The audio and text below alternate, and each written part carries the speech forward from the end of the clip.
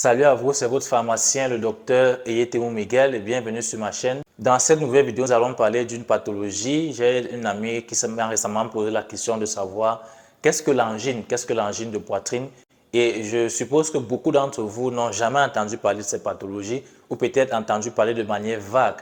Donc, dans cette vidéo, je vais revenir sur ce que c'est que l'angine de poitrine. Qu'est-ce que c'est? Quels en sont les symptômes? Comment ça se manifeste? Quelles en sont les causes? Qu'est-ce qui peut en être à l'origine? Et à la fin de la vidéo, nous allons voir les stratégies de traitement, mais surtout la prévention. Quelles sont les mesures que vous pouvez adopter pour vous mettre à l'abri de cette pathologie?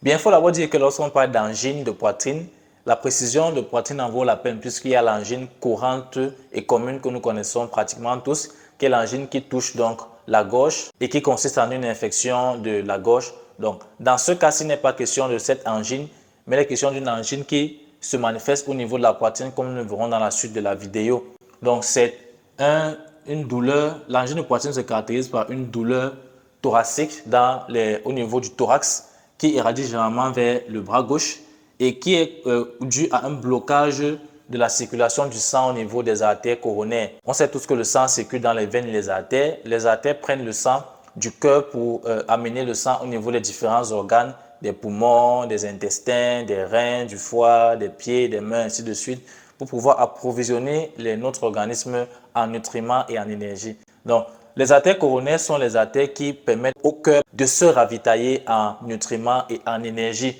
Donc, lorsque ces artères qui ravitaillent le cœur sont bloquées, cela conduit donc au phénomène ou à la pathologie appelée angine de poitrine. Et l'angine de poitrine augmente le risque de crise cardiaque et d'accident vasculaire cérébral. Vous l'aurez donc compris, l'angine de poitrine est une pathologie cardiaque, tout comme l'hypertension artérielle. Qu'est-ce que peuvent en être les causes? La cause majeure, donc, c'est l'alimentation. Une alimentation qui est beaucoup plus basée sur les produits d'origine animale. Donc, viande blanche comme viande rouge, mais surtout la viande rouge.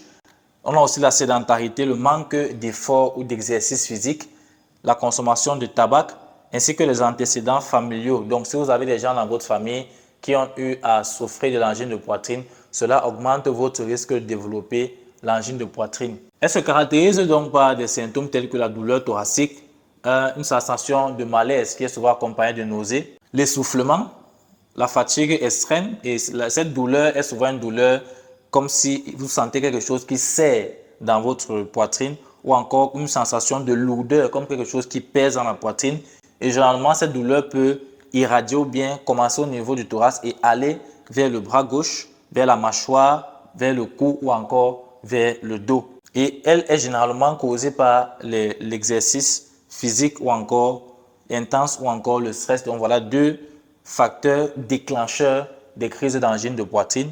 Et généralement, les crises s'arrêtent ou s'estompent quelques instants après que vous soyez mis au repos, que vous soyez assis, que vous soyez au repos. Il y a principalement deux types d'angine de poitrine. L'angine de poitrine qui est stable et qui est la plus courante mais qui est la moins dangereuse, et l'angine de poitrine qui est instable, qui est la moins courante mais qui est la plus sérieuse et la plus dangereuse. Comme traitement en général, il y a le traitement d'attaque, dont le traitement de crise qui consiste généralement à l'administration de dérivés nitrés tels que la trinitrine. On peut aussi avoir la prévention des attaques, donc des médicaments qui vous seront donnés pour prévenir les attaques ultérieures, les crises ultérieures telles que les bêta-bloquants ou encore les inhibiteurs calciques.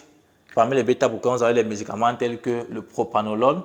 Et parmi les inhibiteurs calciques, vous avez des médicaments tels que l'amlodipine. Et maintenant, puisqu'on a vu que l'angine de poitrine est associée à un risque de crise cardiaque et d'accident vasculaire beaucoup plus élevé, certains médicaments seront donnés donc pour réduire ce risque, notamment l'aspirine, qui va agir comme anticoagulant ou bien comme fluidifiant du sang pour éviter la formation des caillots, parce que les caillots peuvent être à l'origine du blocage des artères coronaires. Vous pourrez aussi votre médecin peut aussi vous prescrire les statines, comme l'atorvastatine, qui vont donc réduire les taux de graisse afin que les graisses et lipides ne se déposent pas dans la paroi de vos artères, parce que le fait que la graisse se dépose à l'intérieur de vos artères peut aussi diminuer le calibre ou le diamètre de vos artères et conduire donc au blocage des artères coronaires à la longue. Et on pourrait aussi vous administrer les inhibiteurs de l'enzyme de conversion tels que le lisinopril, qui sont des médicaments qui vont donc contribuer à baisser la tension artérielle. Et comme mot de prévention, le premier mot de prévention concerne l'alimentation. Il faut avoir une alimentation équilibrée. Éviter donc de consommer trop d'aliments de source animale et privilégier les aliments d'origine végétale tels que les noix, les graines, les fruits ou encore les légumes. Il faut pratiquer donc de l'exercice physique de manière régulière et il faut éviter la consommation de tabac pour ceux qui fument le tabac. Je vous remercie d'avoir regardé cette vidéo. J'espère qu'elle vous aura été utile. N'oubliez pas de liker, de partager et aussi de vous abonner afin de ne pas manquer mes prochaines publications.